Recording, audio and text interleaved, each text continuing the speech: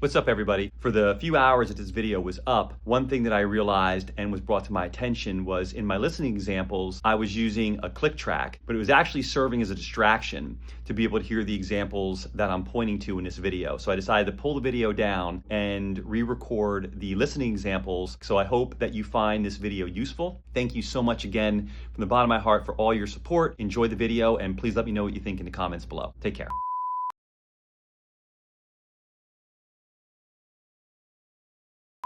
What's up, everybody? So we're coming back with video number 2 now. And today we're gonna take a look at the anatomy of a tape machine and something that is very underrated, and that's bias. Not bias against using a tape machine or not using a tape machine, but rather the function biasing plays in tape and how we can manipulate that to our favor. So let's hop into this video and learn a little bit more about the role biasing plays in tape machines. If you're using a tape emulation plugin and ignoring the controls, you're basically driving a Ferrari and never taking it out of first gear. Behind all the glue and magic are 5 key controls that separate preset surfers from sonic storytellers. Here's what matters. IPS, which stands for inches per second. It changes the speed at which the tape records, and it also changes the vibe. We have input and output controls, which driving the input allows us to color and saturate more. Bias, the EQ in the magnetic shadows nobody discusses. This high-frequency signal injected into the recording to excite the tape particles can give you anything from smooth highs to gritty, edgy tones, depending on how much bias you use. Tape calibration allows you to tell the system how quickly you want it to start saturating. And then the tape heads. We have input, sync, repro. They all have different functions and a different sound. Tape isn't just a vibe, it's a tool. So let's learn how to use it. I pulled up the Studer because it's pretty awesome in regards to having a lot of the controls that we would need to understand and recognize, and also, are commonly referred to as some of the main parameters of being able to manipulate a tape machine. Why I think understanding the anatomy of a tape machine is important is because, first and foremost, most tape machine owners will say that no 2 tape machines sound alike, even if you have the same exact make and model, that there's always going to be differences. Now, I believe this Studer A800, and if anybody out there wants to fact check me, please let me know. I believe it was modeled off the Studer that was in Ocean Way Studios. But now we all own the same plugin then, right? So any one of us that has this Studer A800, we all have the exact same tape machine. Some plugins are getting better at adding things that can kind of vary. But if you think about it, the way that we kind of mix nowadays is totally different than the way that engineers were recording and mixing back when these weren't plugins, but were actually using a real piece of gear. No studio had 24 Fairchild to snap across, tracks, or 24 1176s, or 24 Neve EQs, or maybe a Neve console probably, but now that we do, and we can put all that level of processing and color and resources on all of our tracks, and we're all doing it, essentially we all have the same Fairchild, we all have the same LA2A, we all have the same Studer. So understanding how to manipulate these to dial in a tone that we want, something specific or unique to us, is a massive advantage when it comes to getting under the hood of these plugins and finding ways to manipulate them for, mix-related purposes. So the first thing to reiterate regarding tape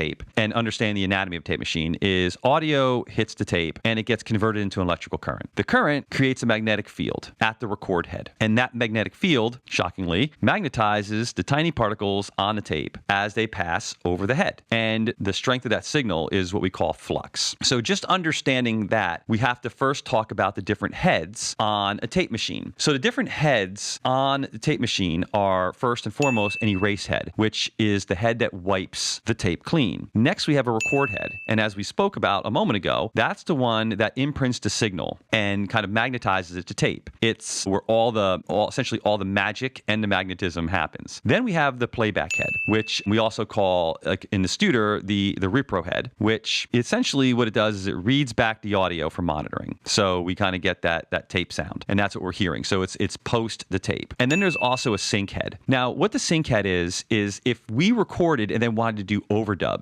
because tape runs based off distance from head to head, if we were recording our overdubs but then hearing them through the repro, the playback head, there'd be latency. Just like when we make those mistakes with our I/O and our playback engine and our DAW, we can get latency. So in order to reduce latency, the record head is also kind of outfitted, and please, I'm saying these things a little more basic because I don't think we need to get super in the weeds, but essentially you could think of the record head as also having built into it a low budget playback head so that when we're doing overdubs, we can monitor in real time. So we're hearing playback essentially off the record head. And that is the sync head. Now, we can see and we can experiment to see if actually the sync head does feel like a little bit of, a downgraded playback head. But essentially, those are the heads that make up a tape machine. Now, starting with the Studer, we have different input sections. So THRU is essentially this plugin's version of a bypass. We are just passing through the tape machine. Input means that we are passing signal through the tape machine itself, but not tape. So we're going to hit all the tape machine's internal circuitry. So if there's some magic and some mojo in there, like the J37, which has like 50-something vacuum tubes, we're going to kind of pass through and get a little bit of that. The sync head, as we talked about, is where we're kind of monitoring off the playback that's on the record head. And then the repro is actually now what we're hearing after we're hitting the tape. So that is the most polished version in a sense, or the most complete version of hearing your signal pass through a tape machine is the repro head, which is our playback head. We have an input and an output control. Now, the input and output control will allow us to, any guesses?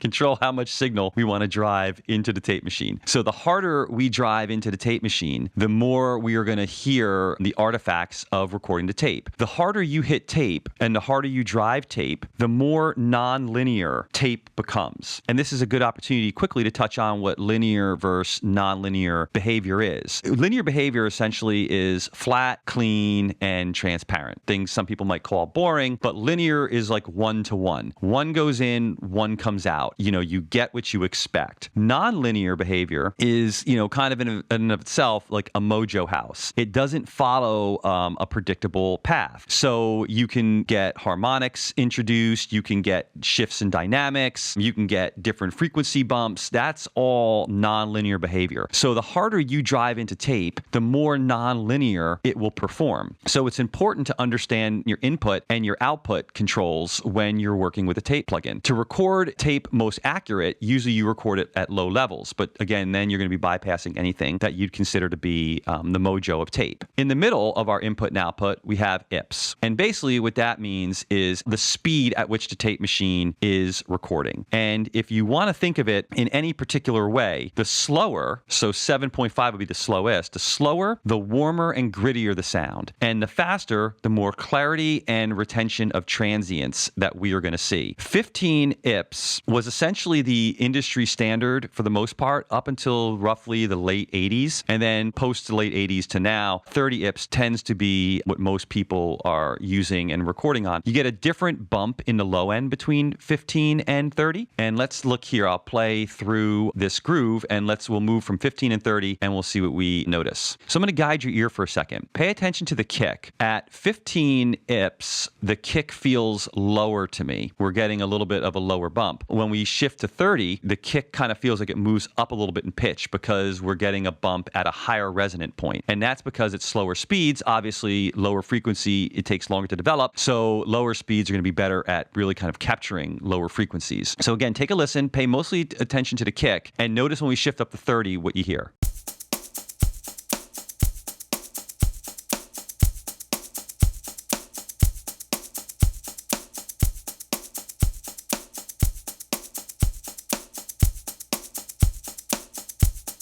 So I hope you could hear that. If not, just feel free to kind of load this up and kind of work between these. Keep the groove consistent, keep all your other parameters the same, and just see if you could notice the shifts that you hear moving from 15 to 30. Let's listen to the top end really quick now.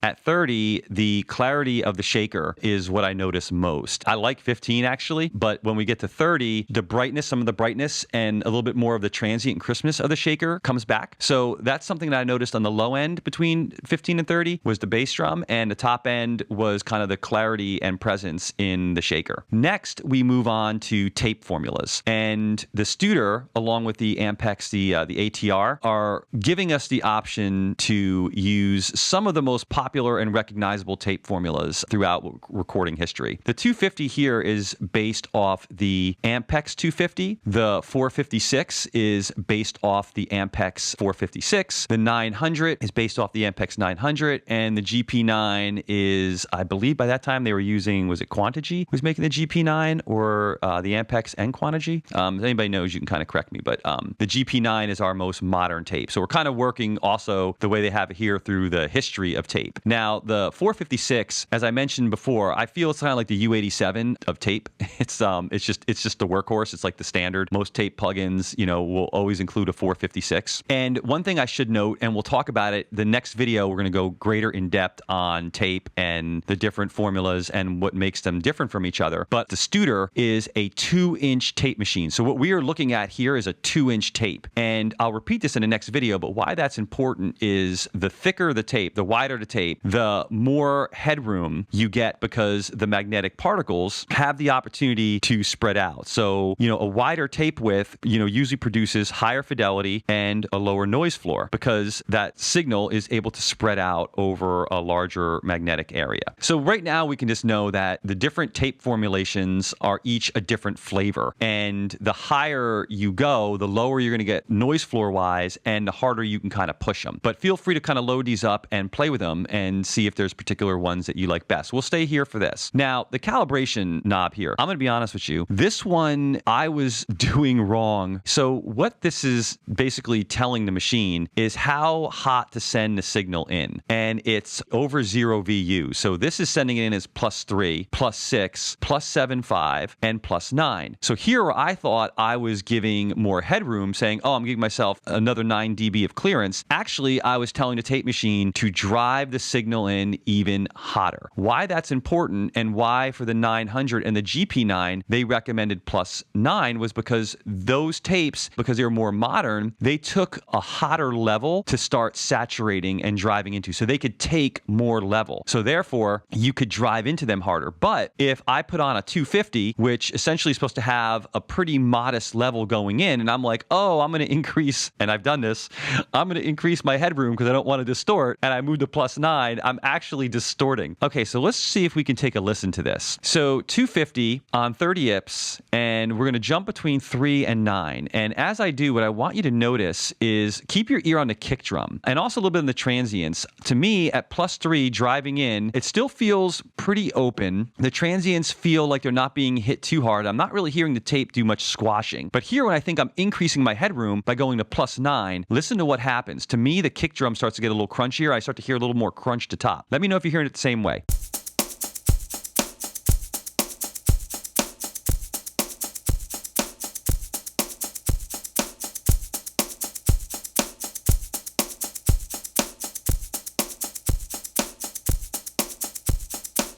Here at +9, the kick isn't as present and it gets a little crunchier and things start to feel a little smaller. And that's because we're driving now into the tape compression, which is now starting to push back on the signal saying, whoa, whoa, whoa, too much, too much. So I was doing this wrong forever. And I'm hoping that this video will help you guys avoid making the same mistake I did. So you can follow recommended calibration settings per tape manufacturer, or if you are trying to set things up, you can use this either way. If you want to get actually more crunch for, not any extra level, you can manipulate your input signal driving in and be able to get this to start crunching a little bit more. So, a little bit more calibration. Or if you're looking to back off, you now know which direction to head. Okay, so now we get to the fun stuff. We get to get under the hood. And under the hood, what we essentially have we have some EQs, but we're going to start over here where we get the opportunity to turn noise on or off. So if you want natural noise, you can keep this on and you'll get the natural artifacts that a tape machine produces. If you are using these, like say across an entire track because you want it to feel like you're hitting it to tape, then I would suggest probably having it off. Okay, so here we have the equalizer section, and the NAB is modeling kind of the United States, and we're going to get kind of like a 60 hertz ground bump. And the CCIR is kind of modeling Europe, and you get a 50 hertz. So if you're doing something, you're trying to create an authentic British rock track or something, and you're using a Studer, and you're really trying to, pull out all the stops to get that authenticity, switching over to this would,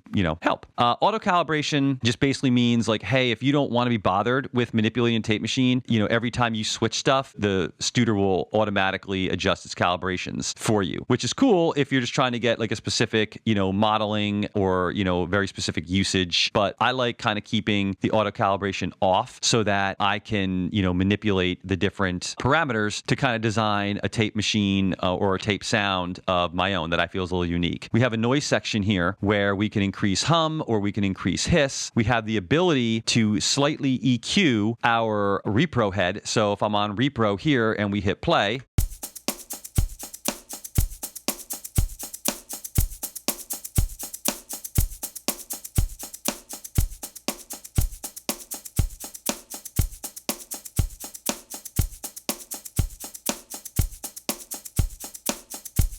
you could hear how I actually have the ability to kind of do a little bit of high end and low end EQ, a little bit of bumps there. We have the same ability for our sync head, for playback. And then up here in the front is where we have our bias and our high frequency control that are going into the tape. So this is, to me, the most important. This and the repro EQ, I am all over these things like white on rice. What'd you just say? In regards to manipulating them for dialing in a tape sound. So watch this, like same kind of concept we were doing here. I can drive in with this high frequency into the signal.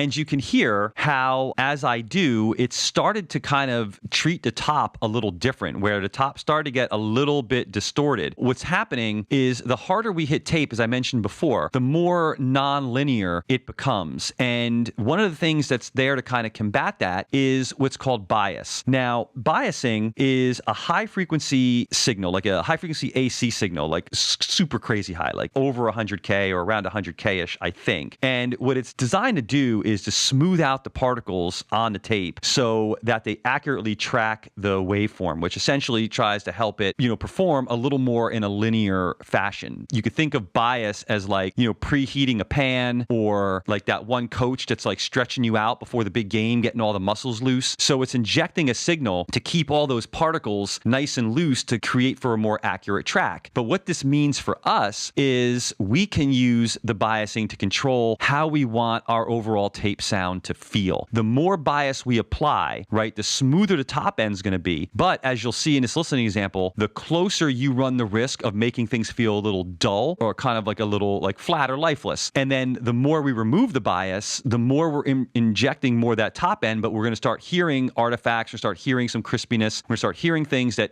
aren't necessarily linear, in regards to one in, one out. Then when we go all the way to, completely no bias, we're just going to lose the signal altogether. So I'm going to start kind of here. And first I'm going to move up, and you'll hear what biasing does in regards to really pushing the bias, like over biasing. We're going to hear that top end smooth out. So here we go.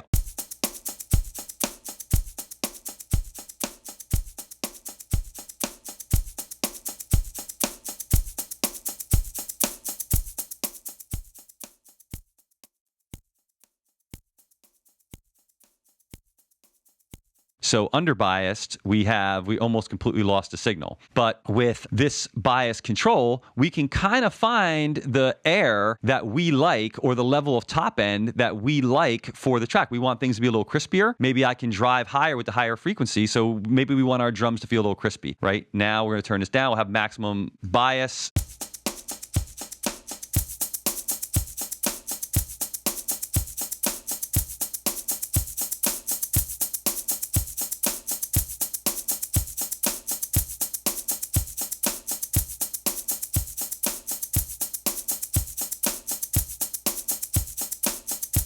And you could see how by tweaking these two settings over and over, you're able to kind of get a unique sound for your tape machine. So you can kind of think of it like the way you're biasing your tape machine is giving you your sound. So I would encourage you to pop open this plugin. It kind of reminds me of the FabFilter C2 in a sense, to where you can open it up. It's got most of the controls that a lot of our tape machines have. So you can get a basic handle, and you can literally go under the hood and start kind of tweaking things and creating your own unique tape sound, which would be a great idea if, you're looking for something unique to put on your mix bus that can help kind of distinguish your sound, or if you're looking for something specific for a particular way to treat a drum, maybe you're looking for something to feel lo-fied and sampled, you can definitely mess with your drivers here, your tape emulation, which tape you're using, your calibration level, your input and output, and you can really kind of set this up to have a vibe. And when we talk about the mojo of tape and the vibe of tape, I think hopefully, and you feel as well, that understanding these parameters is what will allow you to make more informed choices, where the science helps you make more informed mix choices, but then also to find ways to inject your own personality into this and not just being a slave to presets. So I hope you enjoyed watching this video as much as I liked making it. Again, what I find fascinating and love so much about not only this series, but just the concept of tape in general, is it is really a great example of where understanding science helps to inform the mix choices. And it's something that, for me personally,